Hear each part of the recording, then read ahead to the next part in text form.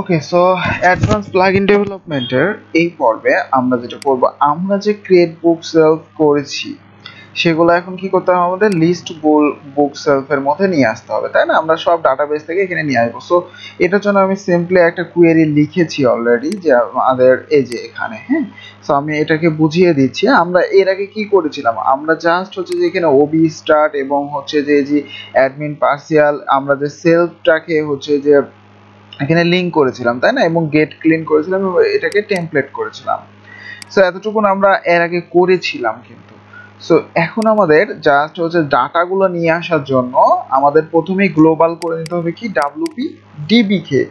দেন আমাদের কি করতে হবে, একটা ভ্যারিয়েবলের মধ্যে আমরা কোয়েরিটা লিখবো যে ডাব্লিউপি ডিবি থেকে গেট রেজাল্টস এর কাজটা আগে দেখাইছি। দেন prepare select star form.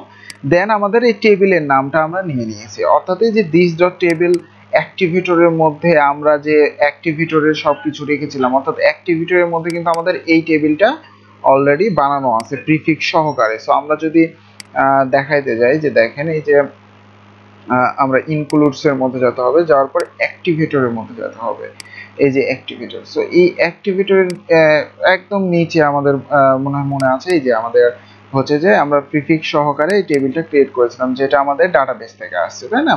So পরবর্তীতে এটার নামটা চেঞ্জ হয়েছে। আমরা গত পর্বে বলছি যে আমাদের হচ্ছে যে সবগুলা নতুন করে হচ্ছে পুনরুদ্ধার করতে হয়েছে। সো নামটা জাস্ট চেঞ্জ হয়েছে, তাছাড়া একই স্ট্রাকচার, সবকিছু একই আছে, ঠিক আছে? সো এই যে জিনিসটা সেটা আমরা কি করছি, এখানে নিয়ে নিয়েছি। তার মানে কি হলো, এখন কিন্তু এই যে বুক সেলফ, এই বুক সেলফের মধ্যে এই টেবিল থেকে সব কিছু ডাটা চলে আসবে সিলেক্ট হয়ে, তাই না? এবার আমাদের কাজ করতে হবে কোথায়, আমাদের কাজ করতে হবে এই যে এই জায়গায়, অর্থাৎ যেটাকে ইনক্লুড করা আছে।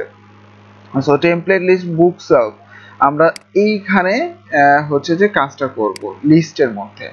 সো এখানে দেখেন এই যে টি বডির মধ্যে এখন আমাদের কিছু নাই। সো এখানে বেসিক্যালি আমাদের এখন কোডটা লিখতে হবে আনার জন্য, লিস্ট আনার জন্য। সো প্রথমে আমরা একটা চেক করে দিতে পারি যে ইফ যদি আমাদের এই যে ভ্যারিয়েবলটা, সরি এটা না,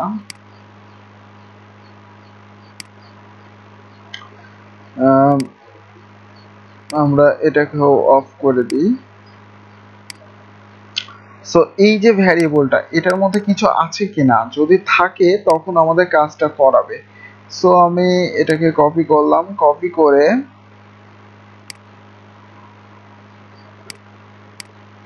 আমরা এখানে দিয়ে দিতেছি, দিয়ে এটা অবশ্যই ডলার হবে। দেন আমরা বলবো গেটার, দেন যদি জিরো, এটার কি হয়, জিরো চেয়ে যদি বেশি হয় তখন আমাদের এটা কাজ করবে। সো এবার এটাকে আমরা ফর ইচ লুপের মাধ্যমে এখানে টিআর এর মধ্যে দিয়ে দিব। জাস্ট এখানে আরেকটা কাজ করতে হবে, সেটা হচ্ছে কাউন্ট নামের একটা ফাংশন ইউজ করতে হবে, যেটার মাধ্যমে কাউন্ট করবে এই জিনিসটার মধ্যে কত কিছু আছে, গ্রেটার দেন জিরো যদি হয়, হ্যাঁ। সো এবার আমরা এখানে লিখব ফর ইচ জাস্ট।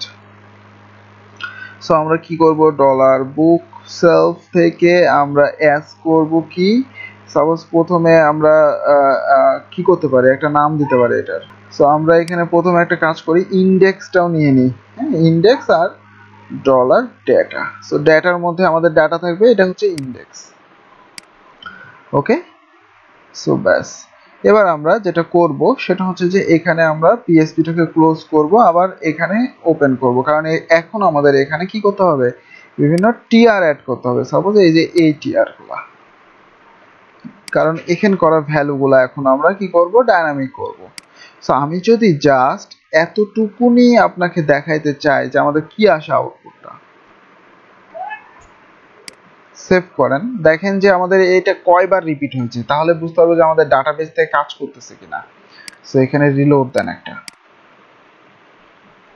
দেখেন কয়বার রিপিট হয়েছে, অনেকবার না, চলে আসছে একই জিনিস। তার মানে কিন্তু আমাদের এই ডাটাবেজের মধ্যে দেখেন 1 2 3 4টা কিন্তু আছে। সো আমি যদি আবার একটা রিলোড দিই, দেখি যে আমাদের আর কোনো অ্যাড আছে কিনা, হ্যাঁ 5টা আছে। সো সেম ভাবে আমাদের এখানেও কিন্তু রিপিটও হয়েছে ঠিক 5টা, ঠিক আছে, রিপিট।